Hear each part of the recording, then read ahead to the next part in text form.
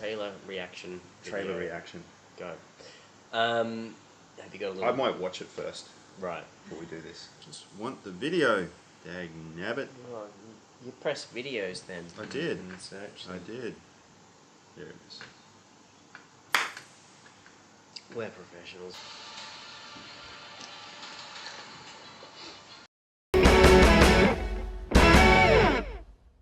Welcome to Timsy's Flicks. I'm Timsy, and I'm joined, of course, by my good friend Adam, who is a somewhat legend when it comes to comic book lore and comic book movies and things of that sort. Mm-hmm. A legendary mate, legendary person, great personality, good looks. Have I gone too far? I think you're laying it on a little thick. Anyway, we're doing the trailer reaction to Avengers Endgame, which just dropped a couple of days ago now. Yep. And we checked it out, had a little bit of a look. The trailer was okay. They're not giving away very much at all. Which I normally like in trailers. Yep. You know, a little bit of mystique, ask some questions, you know. Always creates a little bit more interest. We don't want to see the cool action sequences in the trailer. That's what we pay the money for. Right, but I think Infinity War sort of had me a little bit more hyped, a little bit more excited for what comes next, because it sort of hints at maybe a few action set pieces in that trailer. I think this one, it's just, I think they're sort of riding on the back of the previous movie, and I think that's what's going to get the butts in the seats rather than a standalone movie. They have this thing where everybody's dead, so that's 50%. Yeah. Yeah, 50%. So you've only got the original Avengers left. Yep. You know, all the extended cast is gone. And we didn't see Doctor Strange either, which is interesting because a lot of people were betting on Strange and the Eye of Agamotto being somehow used for time travel to rectify the situation. Right. Perhaps that's not going to be the case. We didn't see Doctor Strange at all.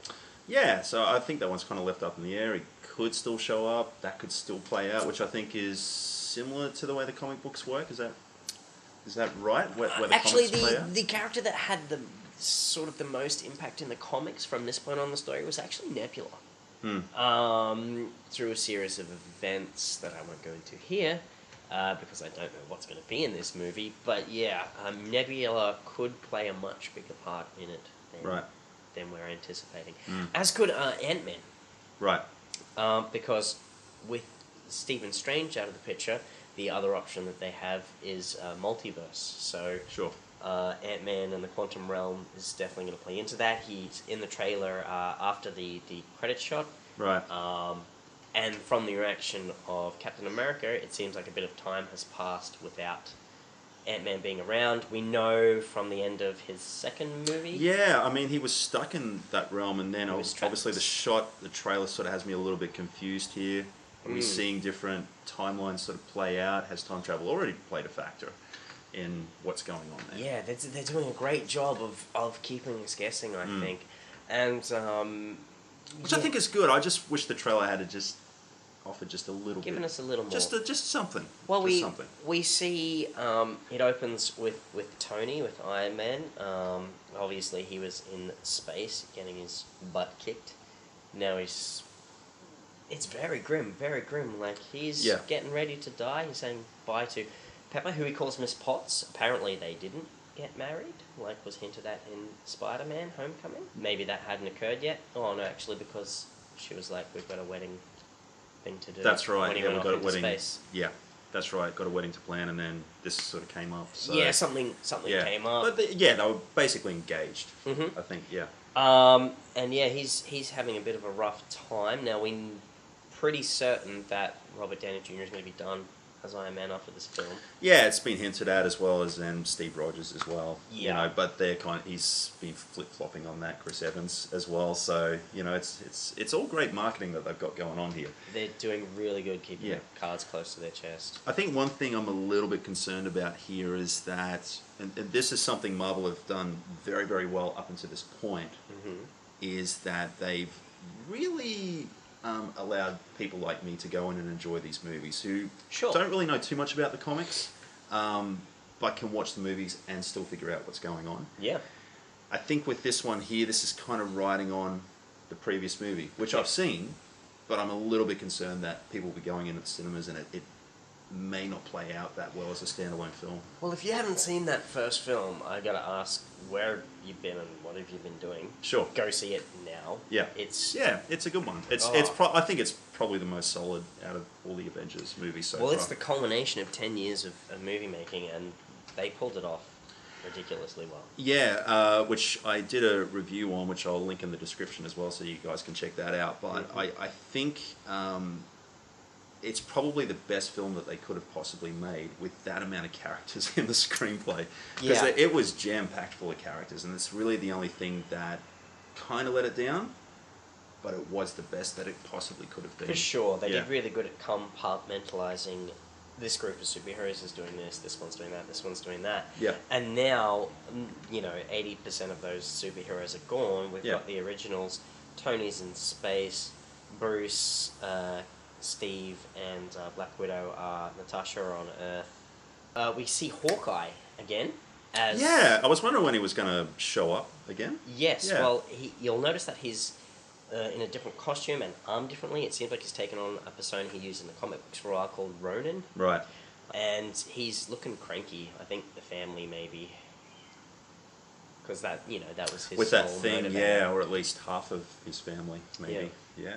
The trailer has done something very cool where it hasn't revealed too much. No, it's keeping us guessing. I was at the cinema earlier this week and I saw 2 trailers back to back. One trailer, right, was The Mule, which is definitely a film to looking forward to, which is Clint Eastwood back on screen. Oh, and directing as well. Fantastic trailer. Doesn't give away too much. Lots of intrigue. And lots of really compelling shots. And then there was a trailer after it, which is Mortal Engines, which gives away the entire movie in the trailer. It does. Which is a lot of trailers are doing it now, and I'm so sick of it. Here Avengers is more like The Mule, which is great, but I just didn't grab me as much as I wanted it to. Great score, Alan Silvestri. Yep. The great Alan Silvestri, Back to the Future, Forrest Gump. Of course, he did Ready Player One earlier this year. Steven Spielberg as well. He's one of the greats. So, really enjoyed the music in the trailer. It's just such a somber tone. Right. And it's this is a superhero film. People expect them to be a bit upbeat and crazy, and they're not going DC dark, but it's definitely got a darker tone. And the other thing that's interesting is, the driving force of the last movie was Thanos. We see one shot of Thanos in this trailer. Yeah. Comic book readers would know that after the Mad Titan fulfills his destiny and destroys half the universe, he just becomes a farmer. So that's what they're hinting at there. But very little Thanos, very little Thor. There's one shot of Thor. One shot of Bruce Banner. They seem to be focusing mainly on Cap and Natasha. I think maybe they'll drive the... And I think Ant-Man as well. I think Ant-Man's going to have a pretty big role to play in this one. His arrival is going to give them a plan. Full stop, I think. The title of the movie, does that work for you? It's a bit bland, but I just hope it's got nothing to do with that really bad Highlander sequel. There can be only one. Not really. They just kept making sequels for a while. There wasn't one. Yeah. Just one of those will do. Yeah. I think there's a line that Doctor Strange has in Infinity War. Yes. This is the Endgame. Now, so I think it's called back to that. They're tying that back in. Yeah. And whatever this Endgame is, it is something that Steven saw, and it's the only one possible way it could work. Now he's assumedly gone. Yeah. He can't drive things to make sure it follows that one way. Yeah. So perhaps this means everything that was done, that had to be done to defeat Thanos, was actually done in the first film. Yeah. Because he does say, we're in the end game now. Right. So I just hope whatever they come up with, it doesn't come off really cheap and flaky, because we know that all these heroes have to come back. Black Panther's got another movie. Spider-Man's definitely got more movies. Yeah. They're all coming back somehow. Whether it'll be the same version of them we saw in the last film, one from another dimension, whether it'll be time travel, we just don't know. And I'm really happy about that. Yeah. So it could pretty much go either way. I'm down, man. Yeah, I'm definitely down for it. Oh, everybody's going to go and see this movie, let's be honest. Yeah. And I think Marvel's not going to drop the ball now. Surely not at the end, because this is the final film in Phase 3. This is right? the culmination of Phase 3. So yeah, and the Russo brothers did a fantastic job with the last one. So they've obviously really worked with Kevin Feige to flesh out something that really works. And I think that's what Marvel have done very well, is they planned it from day one. Yes. Whereas other major franchises have really dropped the ball in so many respects because they're just making it up film to film. It seems without that any way. any vision with what they're doing. Yeah. Yeah. Oh, no vision. Huh. No vision. Yeah. Yeah, I'm cool with that. No, he'll come back. He'll come back as there's a dark version of Vision. It's more robotic. So he'll come back. Yeah, it's another little nitpick I have. If characters can come back in different forms. Yeah. And it sort of robs that character of their sacrifice. I get what you're saying. Come back. They have to handle this really carefully. Right. Which is one of my main concerns, especially now that it appears from this trailer that Thanos won't be driving it so much. Last one was Thanos' story. Yeah. The story was about the antagonist, and that was one of the big strengths of the film. One of the best villains that this series has ever had, I think, hands down. And what makes a grand antagonist for me is someone that has a really interesting idea where you're like, you can almost sympathize. You can almost with what sympathize with his says. position. It's like, if what he's his saying methods here, weren't so sadistic, brutal. Yeah. He's almost right. They gave him so much character, and Brolin's performance just, oh man, amazing. Yep. Very good choice. Yep. Very good casting choice there. That being said, we are talking about comic books. There's a long history in comic books of characters dying and coming back to life and being rebooted and having a continuity in a whole different universe. Marvel is infamous for this. Yeah. So, but I think what makes those characters, and I mean it's kind of a different medium within comic book, but for me, what makes characters work in movies is down to the casting choices. Sure. It's the same within DC and Batman. It's like it matters who's in the suit. It matters, who's on screen, who's playing these characters, and without those actors giving those performances, bringing those characters to life, and you don't have those actors anymore, it's different. Yeah, for sure. And it can work well, but I think there's not enough importance placed on the actor playing the character. Yeah, well, I mean, I know. Okay, so everybody's got a favorite Batman, right? Nobody's picking George Clooney. George Clooney wouldn't even pick George Clooney. No, I don't think he enjoyed it. No. He always apologizes. Does he really? He always apologizes for that movie. It's like, yeah. It's not his fault, Schumacher. And I really want to apologize, because it wasn't my intention. My intention was just to entertain them. Yeah. I'm down though, man. I'm very excited. I can't wait for it to come out. Mm. I hope the next, because I assume we'll get a couple more trailers coming up. That'll probably reveal a little bit more. Yeah, but, I hope they continue this trend of not giving away too much. Yeah, but just give us a couple of compelling shots. Yeah. And I What's Thanos doing? That's what I want to know.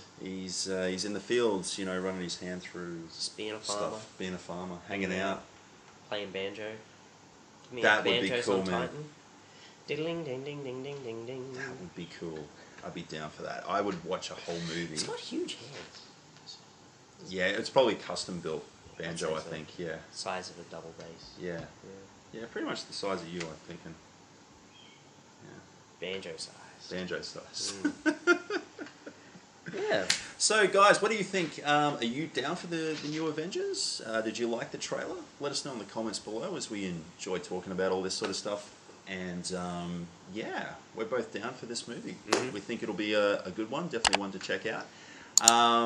Link in the description to my review for Infinity War will be there as well, so check that out if you haven't seen that already.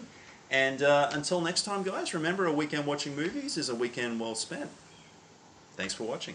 Thanks for coming. Yeah, cool. Cool. That You ready? sounds like a pig fainting. You'll pay. Don't think I won't pay.